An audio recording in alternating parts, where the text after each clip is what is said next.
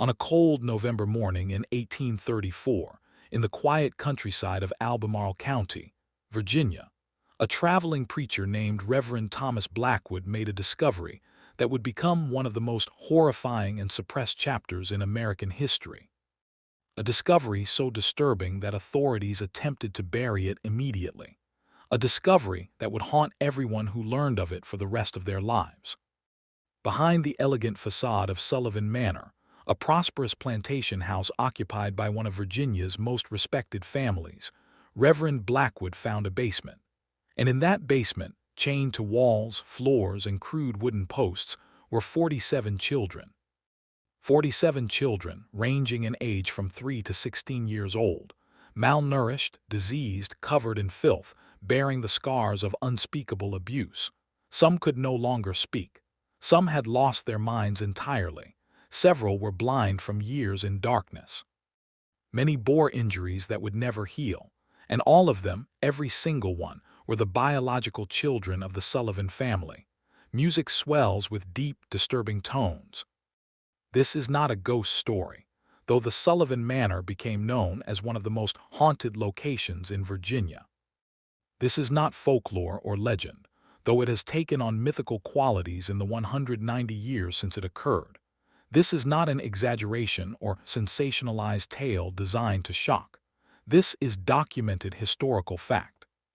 This is the true story of the Sullivan family of Albemarle County, Virginia, a family that from the outside appeared to be prosperous, respectable, God-fearing pillars of their community.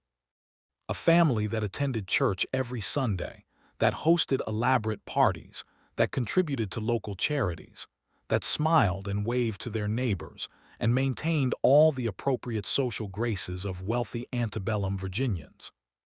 And this is the story of what that family was hiding in the basement beneath their elegant home, a horror that continued for at least 14 years before it was discovered.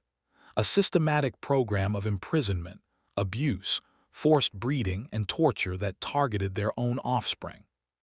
A nightmare so complete, so calculated, so utterly depraved that even today, historians struggle to understand how it could have happened and how it remained hidden for so long.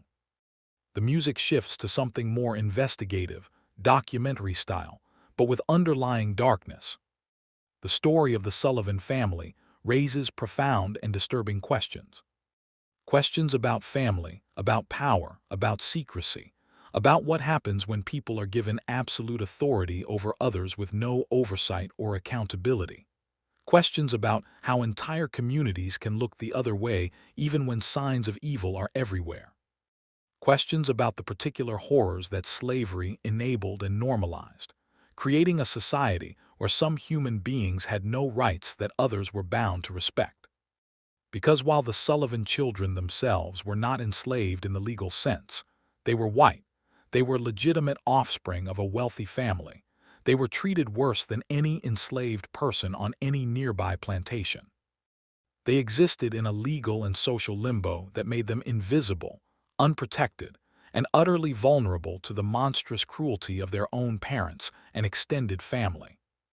Sound of footsteps on wooden floors, doors opening and closing, the atmosphere of a large, empty house. Before we descend into that basement, and we will, because this story demands to be told in its full horror, we must first understand who the Sullivan family was, how they came to occupy such a respected position in Virginia society, and how the system that surrounded them made their crimes not only possible but nearly undetectable for over a decade. The Sullivan family's roots in Virginia stretched back to the 1720s, when Patrick Sullivan, an Irish immigrant, arrived in the colony with little more than ambition and a willingness to work. Through a combination of hard work, strategic marriages, and ruthless business practices, the Sullivan family accumulated wealth and land over several generations. By 1790, when our story's principal figure, Cornelius Sullivan, was born, the family owned over 4,000 acres of prime Virginia farmland, a profitable tobacco operation, and approximately 150 enslaved people who worked the land. The Sullivan estate, later known as Sullivan Manor, was one of the most impressive properties in Albemarle County, a 3-story brick mansion with 12 bedrooms, multiple parlors, a grand ballroom, extensive gardens, and yes, a large basement that originally served as storage for food, wine, and equipment. Cornelius Sullivan was raised in luxury.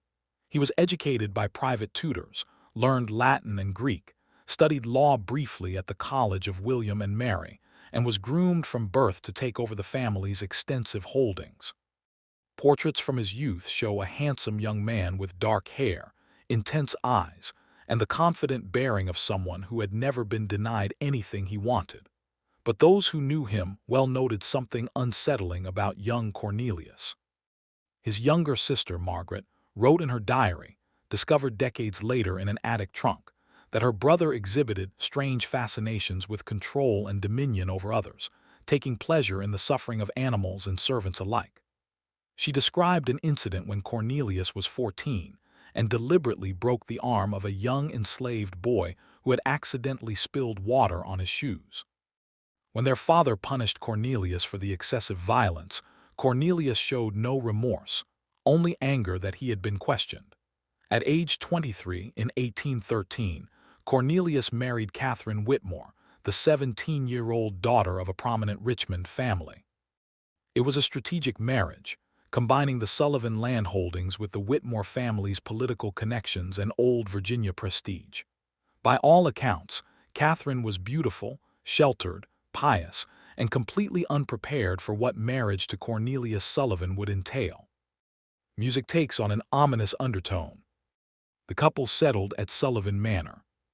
Cornelius took control of the family estate after his father's death in 1815, inheriting everything: the land, the enslaved workforce, the house, and the absolute authority that came with being a wealthy white male landowner in Antebellum, Virginia.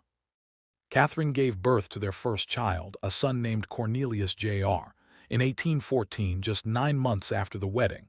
A daughter, Elizabeth, followed in 1816, another son, Thomas, in 1818, and a third son, William, in 1820. 4 healthy children, a prosperous estate. A position of respect in the community. From the outside, the Sullivans appeared to be a model family, living the idealized life of Southern aristocracy. But something was deeply, fundamentally wrong inside Sullivan Manor. Servants who worked in the house, both enslaved people and the few poor white servants the Sullivans employed, later testified to a pervasive atmosphere of fear. Catherine Sullivan was rarely seen, spending most of her time in her private chambers. When she did appear, she was described as pale as death, trembling, like a ghost walking through her own house. The children, Cornelius Jr., Elizabeth, Thomas, and William, were kept strictly controlled by their father. They took meals separately from adults. They were educated at home, never sent away to school. They had no friends outside the family. They were rarely allowed off the property. Neighbors sometimes commented on how odd it was that the Sullivan children were never seen playing in the yards or gardens. How strange that they never attended social functions with their parents, even as they grew older. How peculiar that Cornelius seemed to guard his family so jealously, allowing almost no one into the private areas of the house. But in 1820s Virginia, a man's home was his castle. What happened behind closed doors was private family business. Cornelius Sullivan was wealthy, powerful, and respected. Who would dare question him? Sound of a clock ticking, marking time passing. The years between 1820 and 1834 remain somewhat mysterious.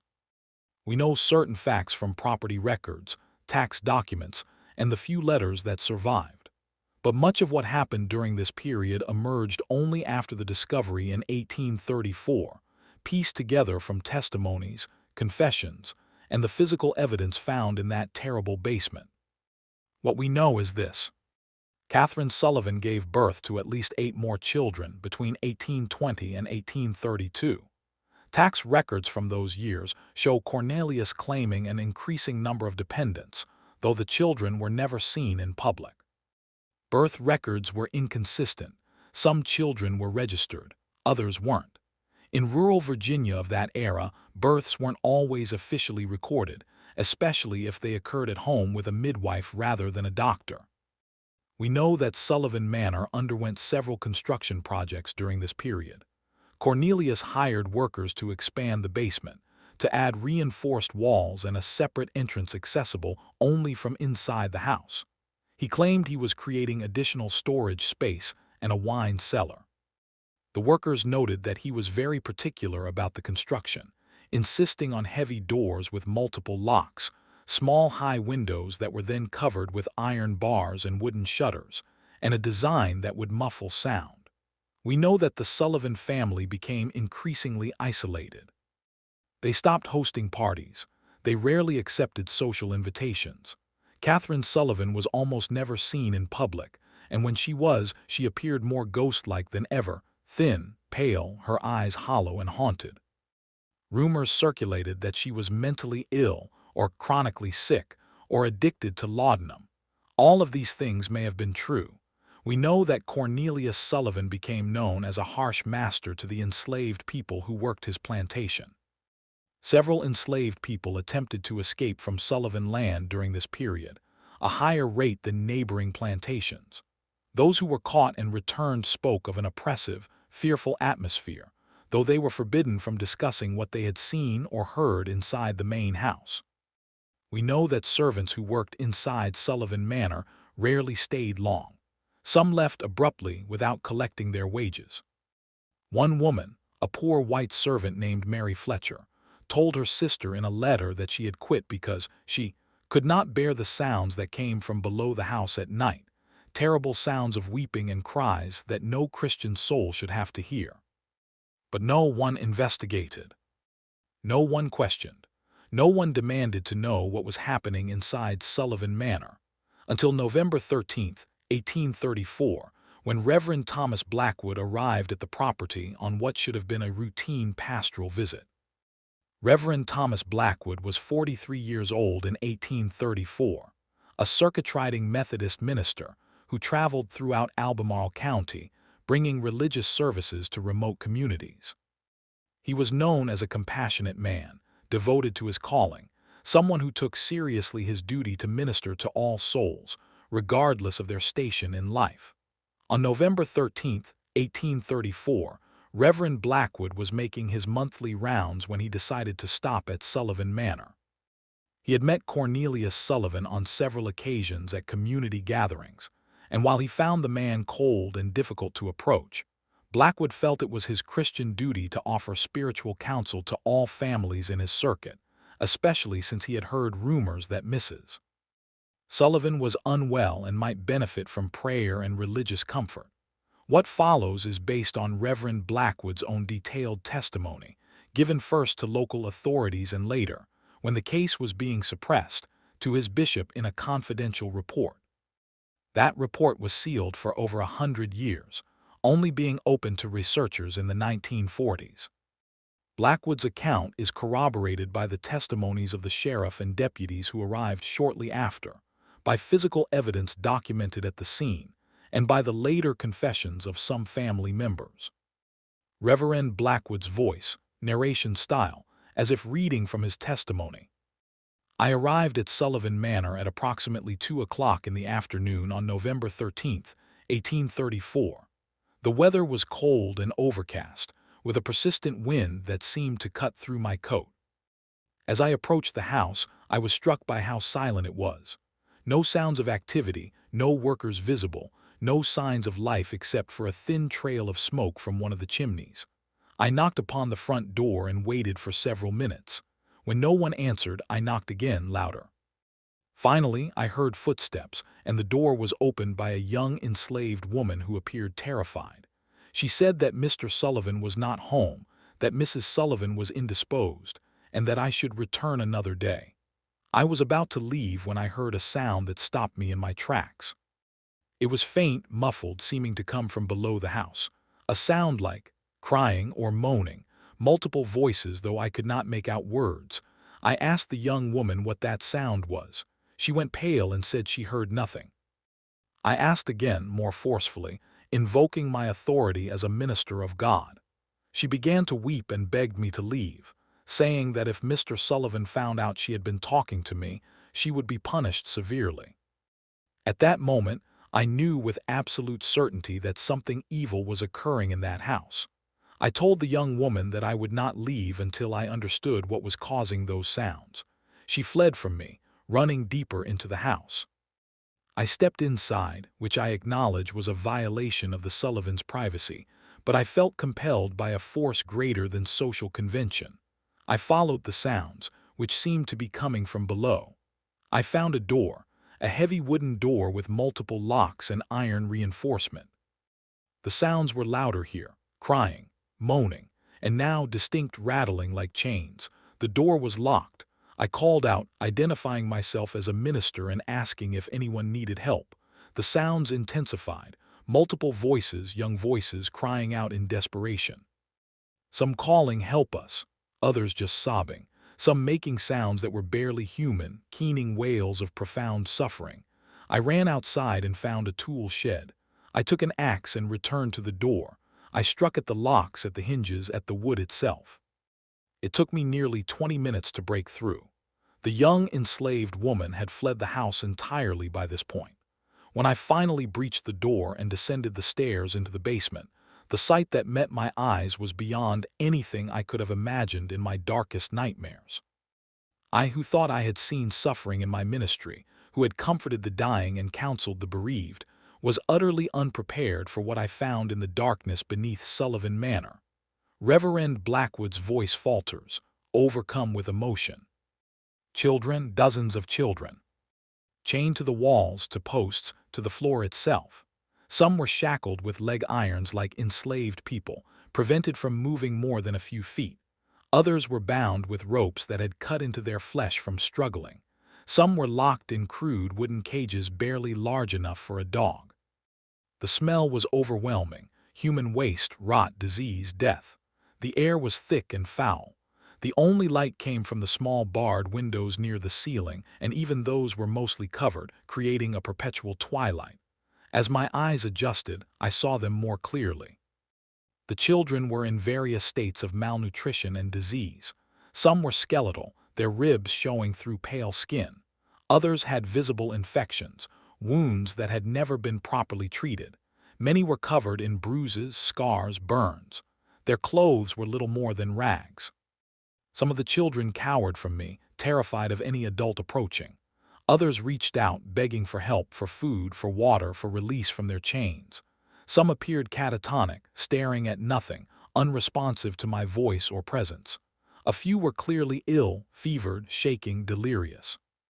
And then I noticed something that made the horror complete. Several of the older girls, children who appeared to be perhaps 12 to 16 years old, were visibly pregnant. I stood there, frozen in shock, trying to comprehend what I was seeing.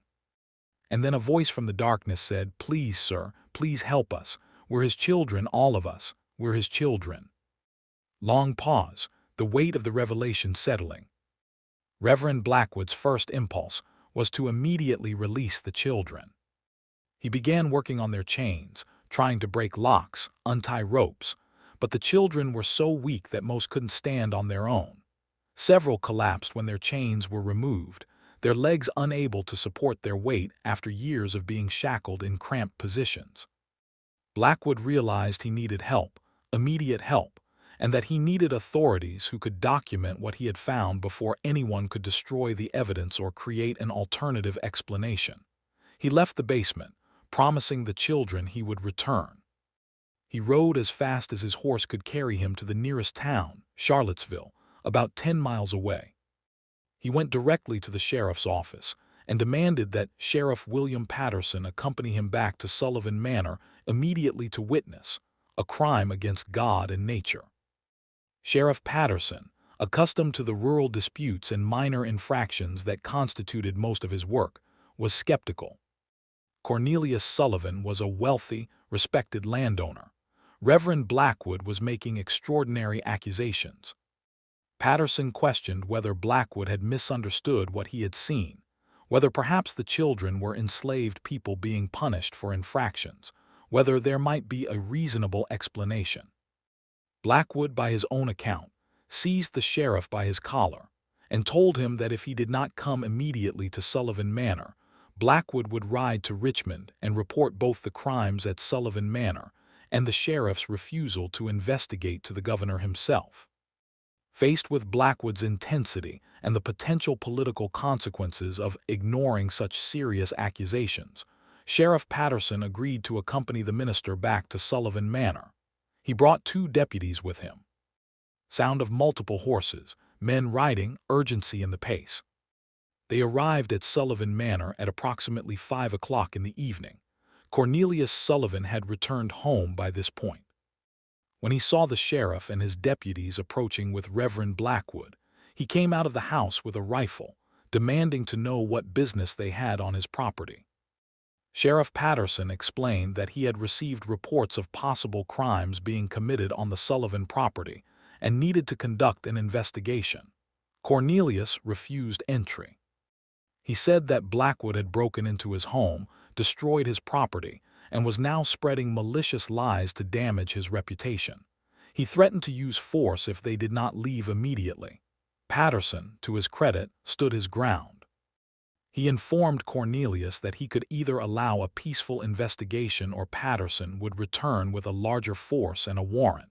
Either way, the sheriff would be examining the Sullivan basement. Cornelius tried to negotiate. He offered money. He threatened legal consequences.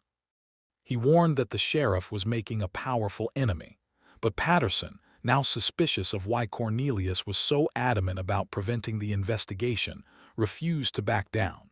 Finally, realizing he could not prevent the inevitable, Cornelius lowered his rifle and said, "Very well. But I will not be held responsible for what you find. Those children are mine, and I have the right to raise them as I see fit." Music becomes dark and ominous. The sheriff, his deputies, and Reverend Blackwood entered Sullivan Manor. Cornelius led them to the basement door, or rather, to where the door had been before Blackwood destroyed it. They descended the stairs. The deputies, hardened men who had seen violence and death in the frontier environment of early 19th century Virginia, were completely unprepared for what they found. Sheriff Patterson's official report, filed on November 14, 1834, describes the scene in clinical detail.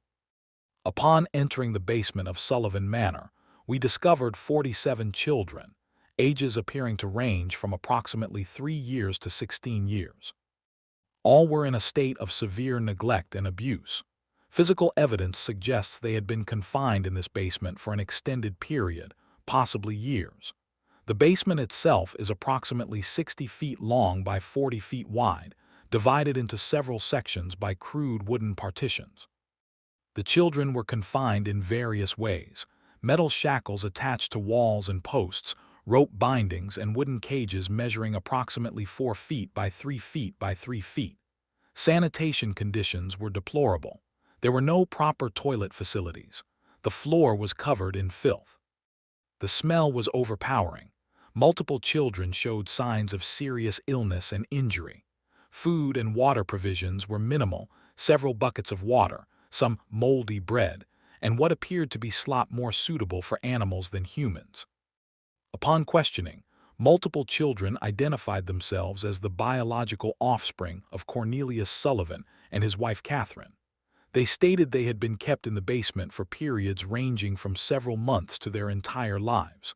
Some claimed they had never seen sunlight. Others said they were brought upstairs occasionally but returned to the basement when they misbehaved or when visitors came to the house. The children's physical condition was uniformly poor. All showed signs of malnutrition. Many had untreated injuries, infections, and diseases.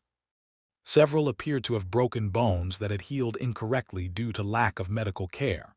Some had been branded or burned, apparently as punishment. Most disturbing, several of the older female children, ages estimated between 12–16, were pregnant. When questioned, they indicated that their own father, Cornelius Sullivan, was responsible for their condition. At least 3 children appeared to be deceased, their bodies left among the living children. Time of death unknown, but decomposition suggests at least several days to weeks. This investigator has never witnessed nor could have imagined such depravity. These children are victims of systematic abuse, torture, and unspeakable crimes committed by their own parents over a period of many years. Silence. Let the horror settle. Sheriff Patterson immediately placed Cornelius Sullivan under arrest.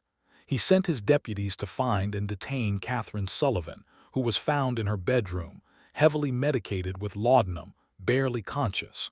The rescue operation began immediately. Each child had to be carefully removed from their restraints, assessed for medical needs, and transported to safety. But where could 47 severely abused and traumatized children be taken in rural Virginia in 1834? The local church opened its doors. Reverend Blackwood and other ministers from surrounding areas mobilized their congregations. Doctors were summoned from Charlottesville and even Richmond. Families volunteered to take children into their homes, at least temporarily. But the children were so damaged, so traumatized, that many couldn't function in normal households. They had never lived in normal conditions. They didn't know how to interact with kindness. Some were violent when touched. Others were completely withdrawn. Most had never had enough food and would hide or hoard any food they were given, terrified it would be taken away. The process of documenting each child's condition and attempting to identify them took weeks. Some could speak and give their names. Others were nonverbal, either from trauma or because they had never been taught to speak properly. The youngest children had no names at all. They had been kept in the basement since birth and had never been named. Sound of quill pen writing, paper shuffling, the documentation process. The investigation expanded. Sheriff Patterson brought in additional deputies from neighboring counties. They searched every inch of Sullivan Manor. In Cornelius Sullivan's study, they found ledgers. Detailed ledgers where Cornelius had recorded information about each child, dates of birth, which children came from which breeding pairs, observations about their physical and mental characteristics, notes about punishments administered, and the reasons for them. Cornelius had been keeping records as if his children were livestock. He had notes about which of his daughters produced the healthiest offspring when he impregnated them. He had observations about which sons were most obedient and which needed more correction. He had created a systematic program of incestuous abuse and documented it with the detached clinical language of a farmer breeding cattle. The investigators also found Catherine Sullivan's diary, hidden in a locked drawer in her bedroom. The entries, written in an increasingly shaky hand over many years, told a story of a woman who had been broken by her husband's depravity.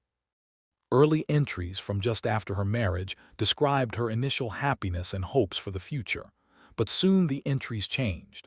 She wrote about Cornelius's strange appetites and unnatural desires. She wrote about being forced to bear child after child.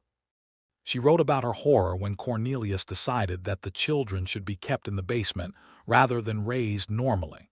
He says they are his property to do with as he pleases, she wrote in an entry from 1822. He says that as the man of the house and the father, he has absolute authority over them. I tried to object, tried to say that this is not right, but he struck me and said I would join them in the basement if I interfered with his decisions again. Later entries described the progressive deterioration of Catherine's mental state. She wrote about hearing the children crying at night and being powerless to help them. She wrote about being forced to bear more children who would be consigned to the same fate. She wrote about considering suicide but being too frightened of eternal damnation. The final entries from just weeks before the discovery were barely legible. I am in hell. We are all in hell. God has abandoned this house. I hear their cries every night. I have given birth to 17 children and I have watched him turn them all into living ghosts. I am dead inside. I am a walking corpse. Forgive me, Lord, forgive me. As the children recovered enough to speak, those who could speak, investigators began to piece together what life had been like in the Sullivan basement. The eldest child who could communicate coherently was a girl named Elizabeth, approximately 16 years old. She had been born in 1818, upstairs in the main house, and had lived normally for the first 3 years of her life.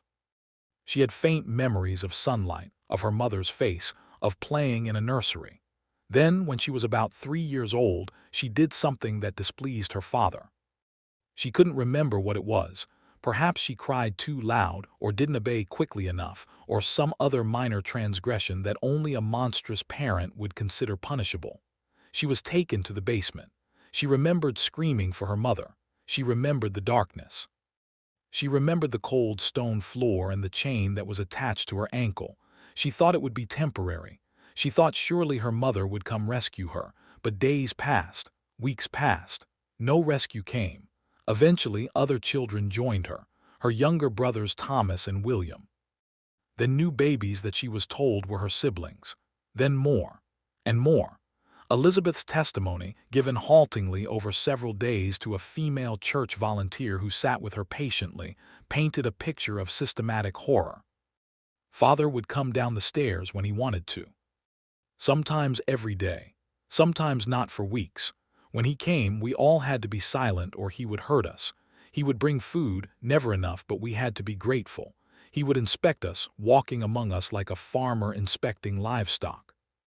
If he found anything displeasing, if our area was too dirty, if someone had cried too much, if we had fought with each other, he would select someone for punishment. Sometimes he used a whip. Sometimes he used hot irons. Sometimes he would simply lock someone in the smallest cage with no food or water for days. As we grew older, his visits became more terrible. When I began to become a woman, he started coming to me at night. He would take me upstairs to his bedroom. I don't want to describe what he did, but you can see the result. She gestured to her swollen belly, 7 months pregnant with her father's child. He did this to all the girls when we got old enough. Sarah, Margaret, Anne, Lucy, all of us. We bore his children. Those children stayed in the basement too. That's why there are so many of us. We are not just his children. Some of us are his children and grandchildren. Some of the youngest ones are his children, his grandchildren, and his great-grandchildren all at once. Let this terrible truth sink in. The investigators realized they were dealing with something even worse than they had initially thought. Cornelius Sullivan hadn't just imprisoned his children in the basement. He had created a multi-generational cycle of incestuous abuse, treating his own daughters as breeding stock, then treating their daughters the same way when they came of age. The tangled family tree that emerged from DNA analysis conducted many years later revealed relationships so twisted that geneticists struggled to map them. Cornelius Sullivan was father, grandfather, and great-grandfather to various children, sometimes simultaneously. The children showed genetic markers consistent with extreme inbreeding, which explained many of their physical and mental health issues. Other children, once they felt safe enough to speak, corroborated and expanded on Elizabeth's account. A boy named Thomas, about 13 years old, described the hierarchy that Cornelius had established among the children. Father said that some of us were favorites and some were worthless. The favorites got more food and better places to sleep. The worthless ones got less of everything and more beatings. But who was a favorite and who was worthless could change any time, depending on Father's mood. He liked the children who looked like him. He liked the boys who were strong. He liked the girls who were pretty. If you were weak or sickly, or if something was wrong with you, you became worthless, and then you were treated even worse than the rest of us. The youngest children, the babies, they usually died. We couldn't take care of them properly. We had no milk for them, no medicine when they got sick. When they died, Father would just leave them there for days before taking the bodies away. He said it was to teach us that weakness led to death. A girl named Sarah, about 14, described the psychological torture. Father would turn us against each other. He would say that if we worked together or comforted each other, we were all being disobedient and everyone would be punished. So we learned to stay separate, to not help each other, because if we did, it would make things worse. He would make us compete for food. He would throw down a little bread and make us fight for it. The strong ones would get fed and the weak ones would starve. He said he was teaching us about survival, about how the world really works, but sometimes he would do the opposite. He would punish the strong ones for taking food from the weak ones. There was no way to predict what he wanted. We could never please him. I think he liked keeping us confused and frightened.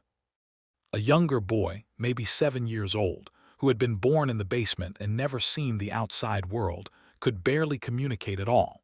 He made sounds but not words. He crawled rather than walked because he had spent his entire life in chains that prevented him from standing upright.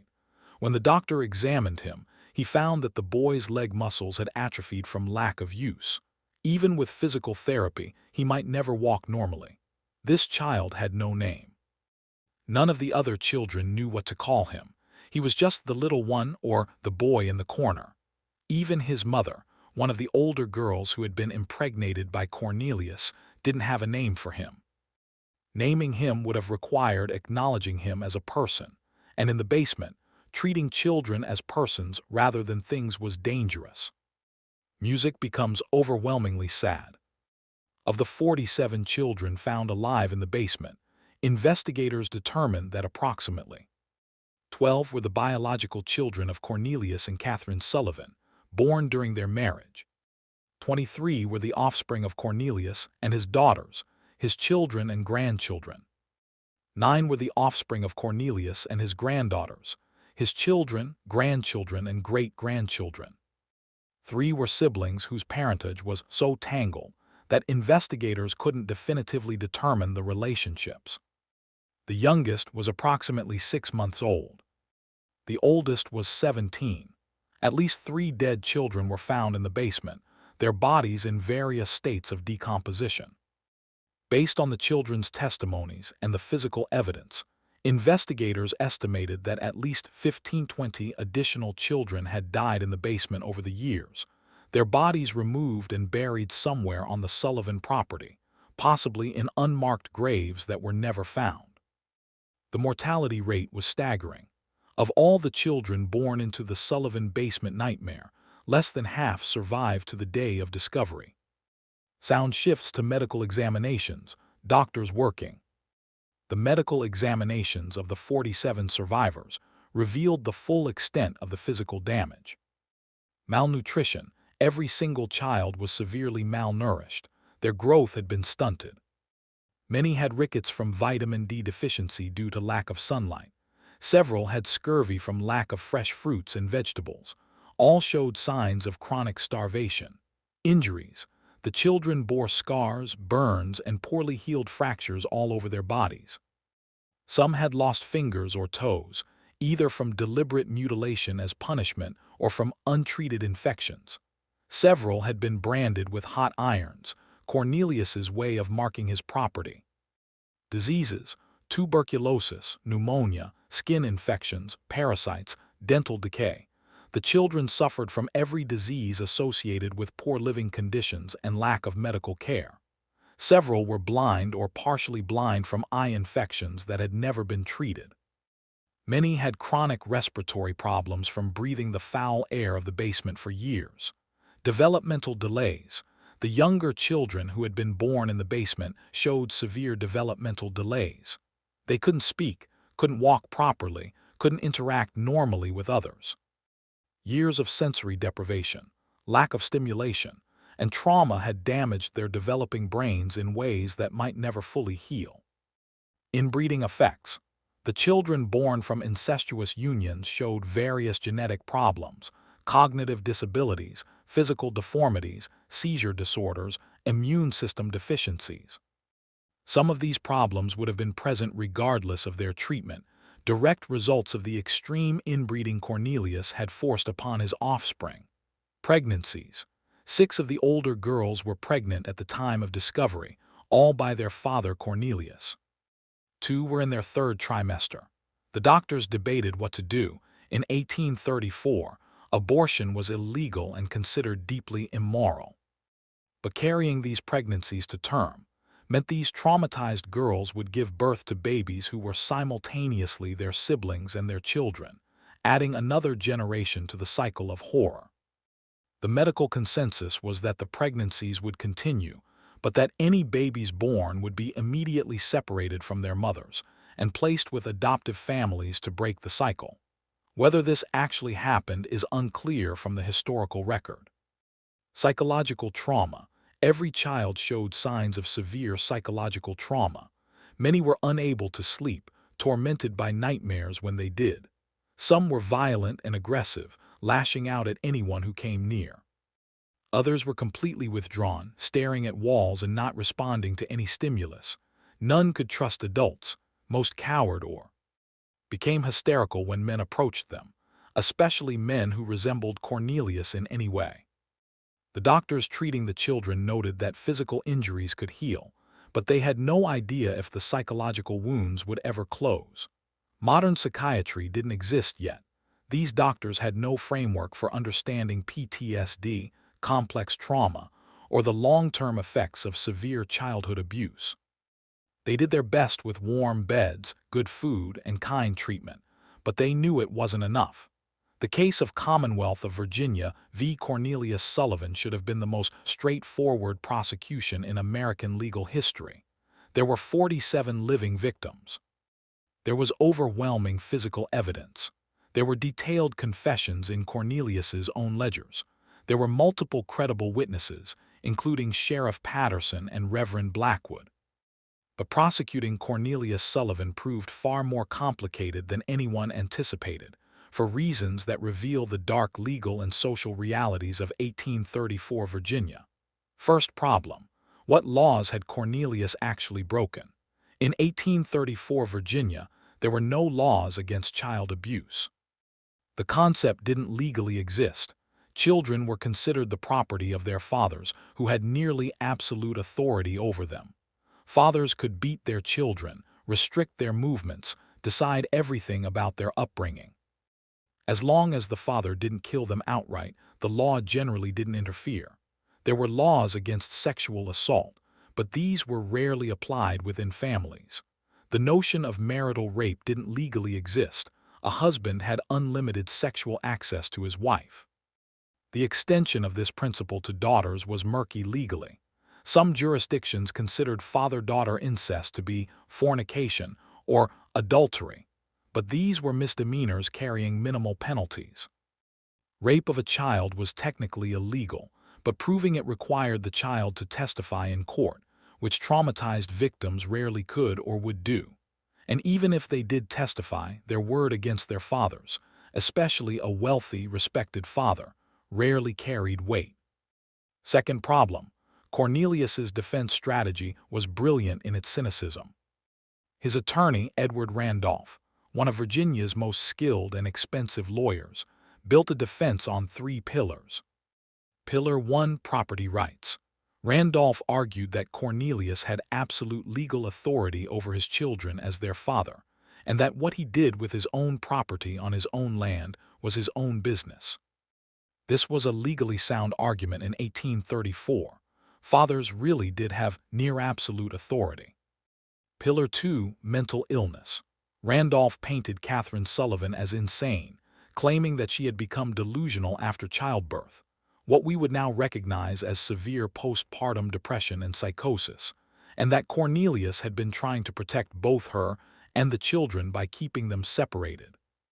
He claimed the children were kept in the basement for their own safety because Catherine, in her madness, had tried to harm them. Pillar 3: religious duty. Incredibly, Randolph argued that Cornelius had been following a sincere, if misguided, religious belief that he was building a pure family line free from outside corruption. He presented Cornelius as a deeply religious man who had taken certain biblical passages about family and authority to an extreme interpretation, but who had been acting on genuine faith rather than criminal intent.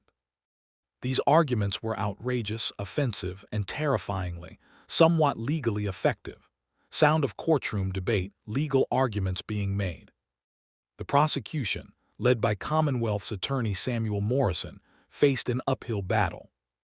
He had the children's testimonies, but getting traumatized children to testify in court in 1834 was nearly impossible. The legal system had no provisions for child-friendly testimony, no trauma-informed interviewing, no way to protect child witnesses from being aggressively cross-examined by defense attorneys. The few children who were able to testify were destroyed by the experience.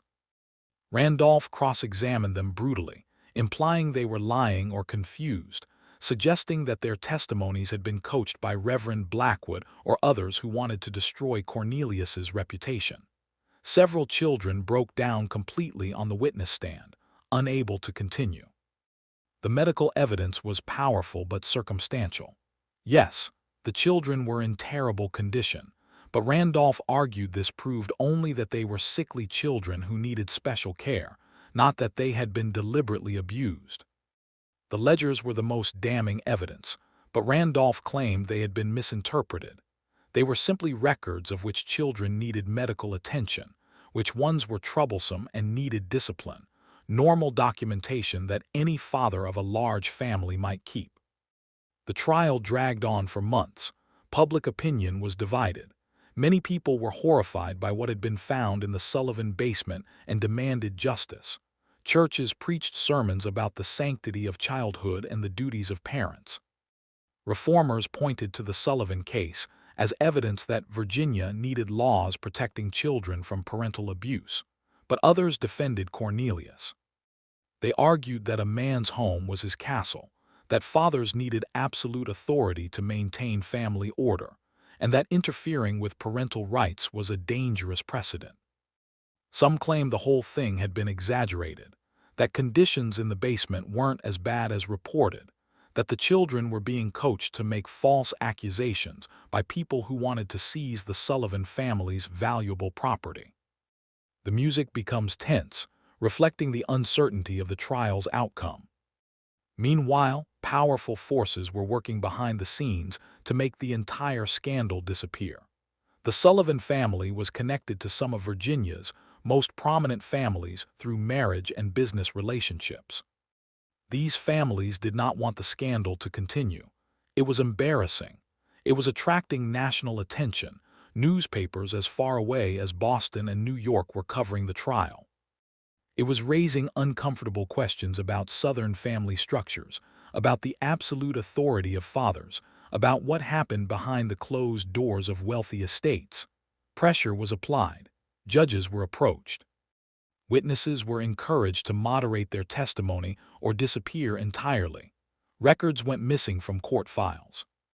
Reverend Blackwood was threatened. Anonymous letters warned him that his church would be burned, that his family would be harmed, that his reputation would be destroyed if he continued to push for Cornelius's prosecution. Sheriff Patterson was offered a promotion and substantial sum of money if he would testify that perhaps he had overstated the conditions in the basement, that perhaps things weren't quite as bad as his initial report had indicated. To his credit, Patterson refused, but the offer shows the lengths to which powerful people were willing to go. Catherine Sullivan, who could have been a crucial witness against her husband, was declared mentally incompetent and institutionalized. She spent the rest of her life in an asylum and was never allowed to testify.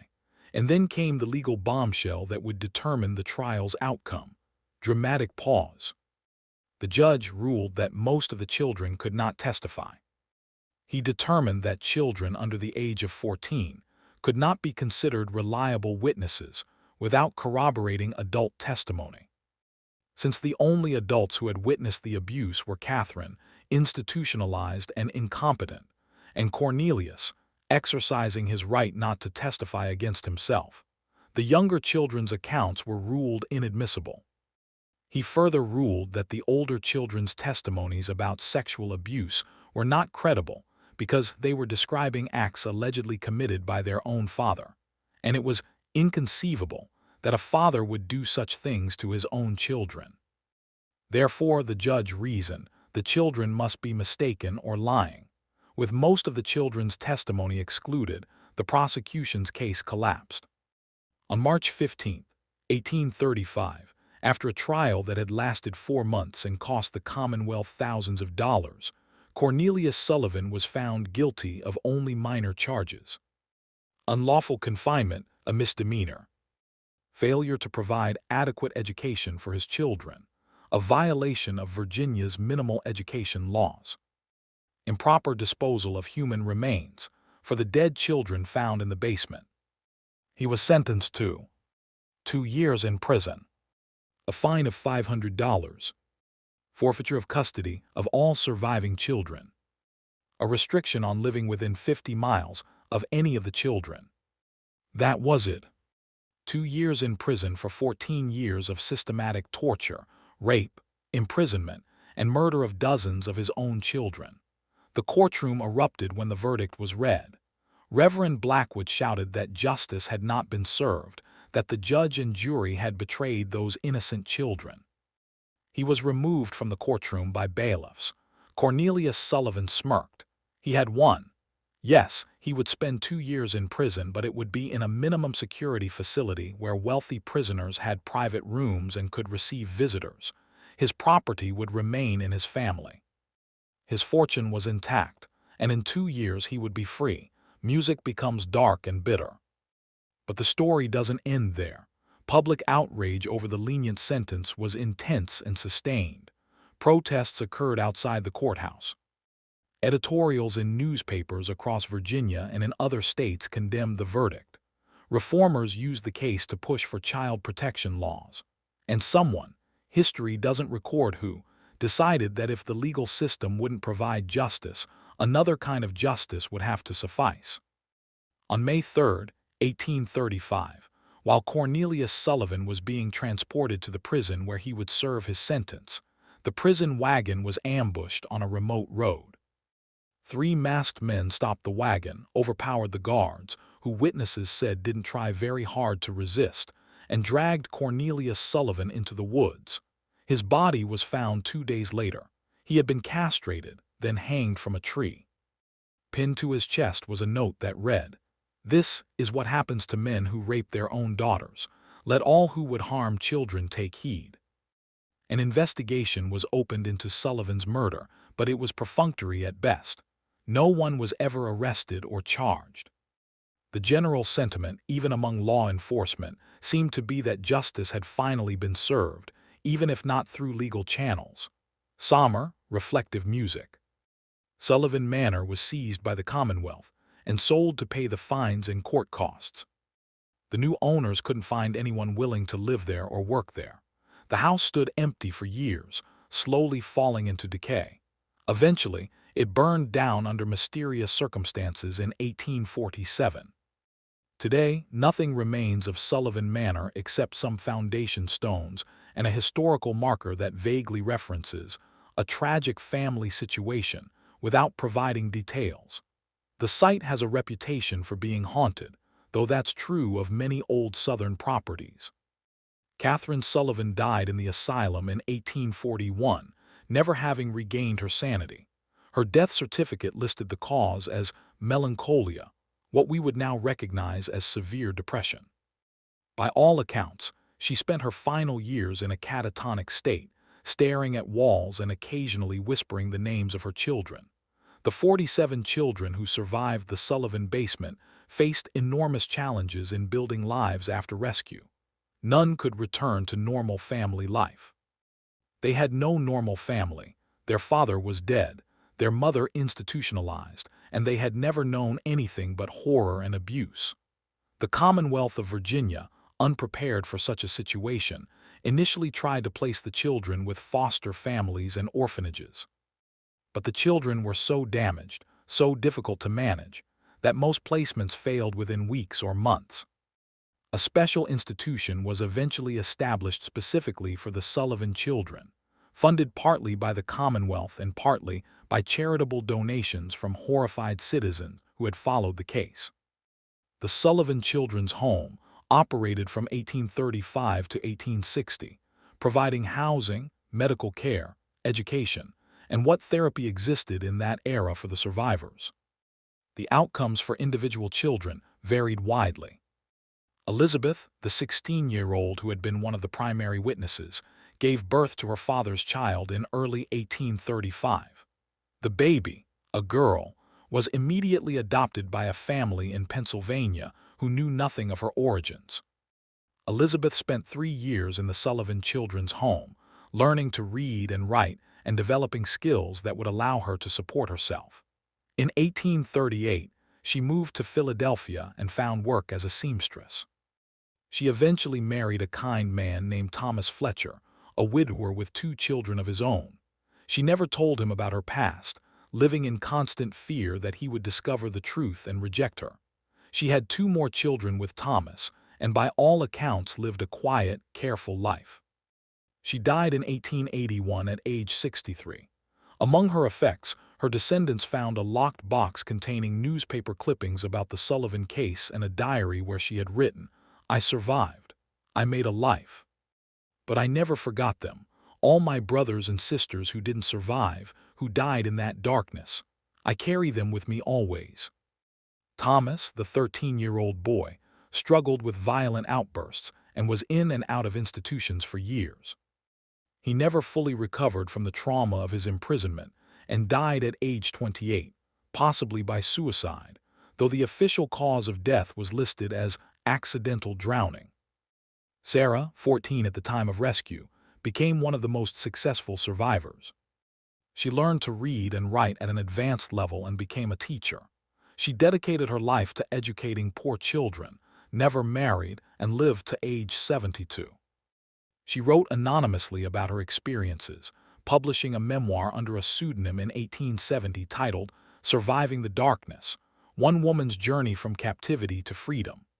The book didn't reveal that it was about the Sullivan case specifically, but scholars later identified it as Sarah's work.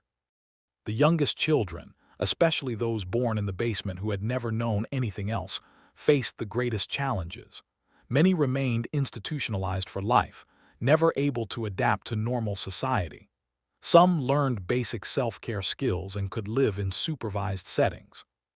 A few, with years of patient care and education, managed to achieve something approaching independent living. The children born from incestuous unions faced additional challenges due to genetic problems. Several died young from various health issues related to inbreeding.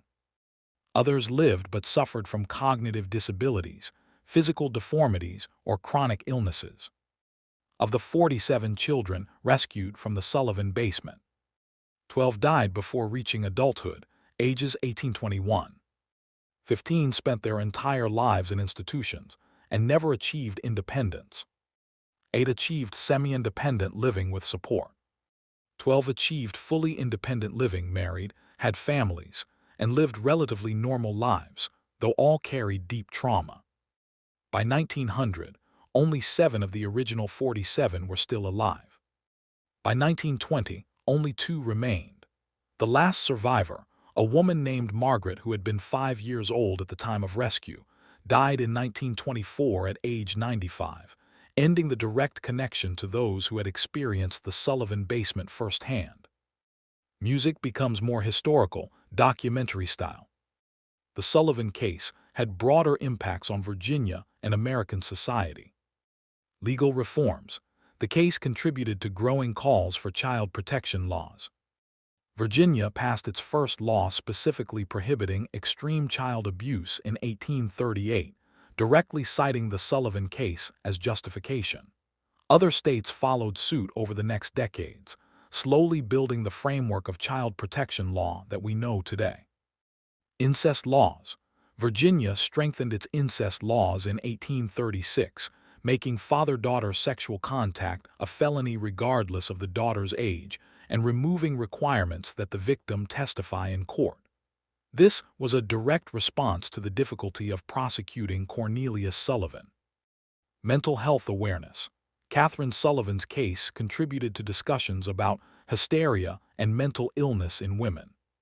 Some reformers argued that she was a victim who had been driven insane by her husband's abuse, while others used her as an example of why women needed male supervision and control. The debate was complex and didn't lead to any immediate reforms, but it planted seeds for later mental health advocacy. Media coverage. The Sullivan case was one of the first American criminal cases to receive extensive national newspaper coverage. This helped establish the media's role in exposing injustice and building public pressure for reform. Social reform movements. Abolitionists pointed to the Sullivan case as evidence that the patriarchal family structure of Southern society was inherently corrupt and dangerous. They drew parallels between the absolute power slaveholders had over enslaved people and the absolute power fathers had over children, arguing that both were forms of tyranny that enabled abuse. This comparison was inflammatory and added to the regional tensions that would eventually contribute to the Civil War. Southern defenders of traditional family structures argued that the Sullivan case was an aberration, not representative of normal Southern families, and that abolitionists were using it dishonestly to attack Southern culture. For over a century after the Sullivan case, there were active efforts to erase it from historical memory. The Sullivan family's surviving relatives, siblings of Cornelius, cousins, and other extended family members, were horrified by the scandal and its impact on the family name. They spent considerable money buying up newspaper archives, destroying court documents, and threatening anyone who tried to write about the case. Most of the children who survived and built new lives never told anyone about their origins.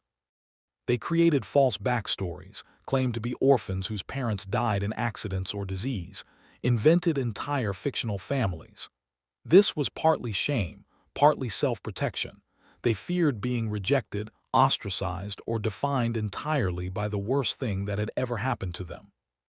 Local historians in Virginia, when compiling county histories in the late 1800s and early 1900s, either omitted the Sullivan case entirely or mentioned it only as a tragic family situation without details. The full story was considered too disturbing, too scandalous, too damaging to Virginia's reputation. By the early 20th century, the Sullivan case had largely faded from public memory. It existed as a vague local legend, stories about a haunted house where terrible things happened, ghost tales about the spirits of tortured children, rumors passed down through generations but with few specific details. It wasn't until the 1940s that historians began to rediscover the case. Dr. Eleanor Whitmore, a professor at the University of Virginia researching 19th-century legal cases, came across a reference to Commonwealth v. Sullivan in an index of Virginia court cases. Intrigued by the unusually long trial duration and the involvement of multiple counties, she began investigating.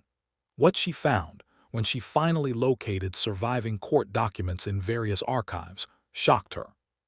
She spent 3 years piecing together the full story from scattered records, and in 1947 published a scholarly article titled The Sullivan Atrocity: Child Abuse and Legal Failure in Antebellum, Virginia.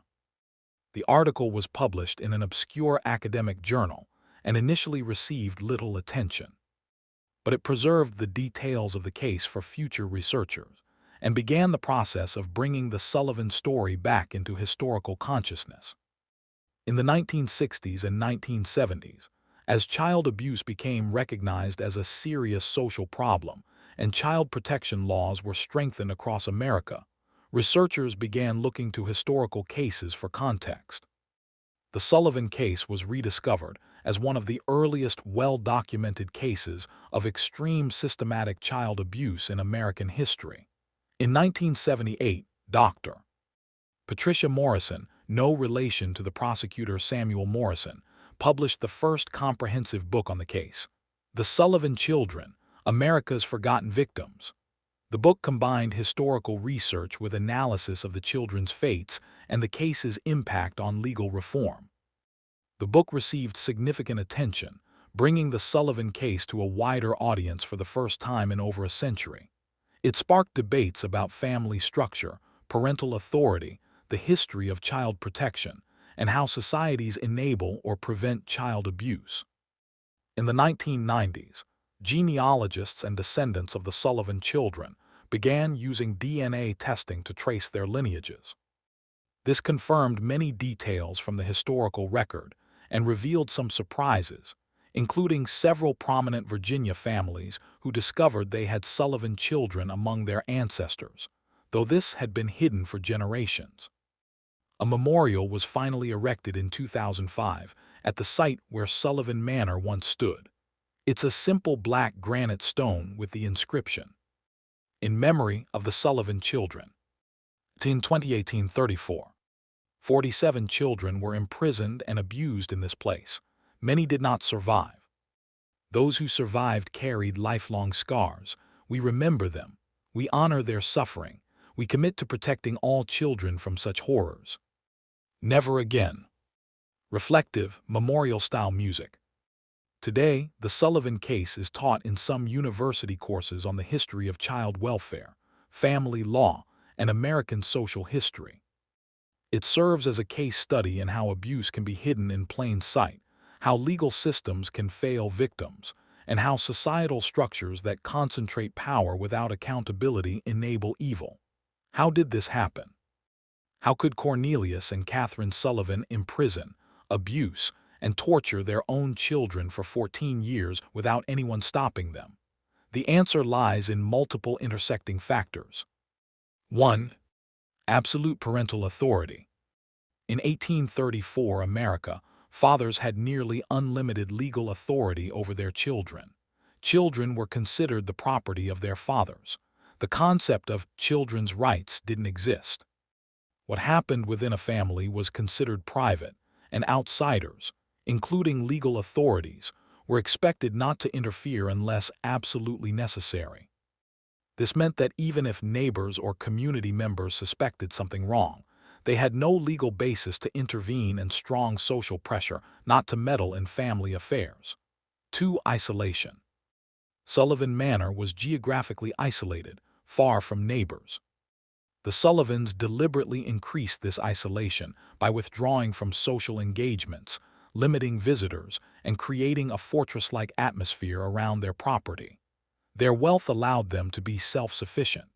They didn't need to go to town frequently or interact with others regularly. They could maintain their isolation without raising excessive suspicion. 3. Class protection. Cornelius Sullivan was wealthy and respected. In the class-conscious society of Antebellum, Virginia, wealthy landowners were given enormous benefit of the doubt. Their word was trusted over poor people, servants, or children. Even when there were rumors or suspicions about Sullivan, his social status protected him from serious scrutiny. 4. Slavery's normalization of brutality. This is perhaps the most disturbing factor. In a society where it was perfectly legal to buy, sell, beat, rape, and kill enslaved people with minimal legal consequences, the bar for what constituted unacceptable violence was incredibly high. Neighbors might have heard rumors about the Sullivan children being kept in harsh conditions, but in a society where enslaved people were routinely kept in terrible conditions, this might not have seemed worthy of investigation. Brutality was normalized to such a degree that even extreme brutality could be overlooked. 5. Gender dynamics. Catherine Sullivan's inability to protect her children or escape her husband must be understood in the context of 1830s gender relations. Women had almost no legal rights. Married women couldn't own property, couldn't enter into contracts, couldn't legally leave their husbands without cause, and had limited access to divorce. Catherine was trapped by law, by economics. She had no independent income, by social expectations. A woman who left her husband would be ostracized, and eventually by her husband's direct threats. When she tried to resist, Cornelius threatened to put her in the basement with the children. Given his demonstrated willingness to brutalize his own offspring, this was a credible threat. 6. Lack of institutional response.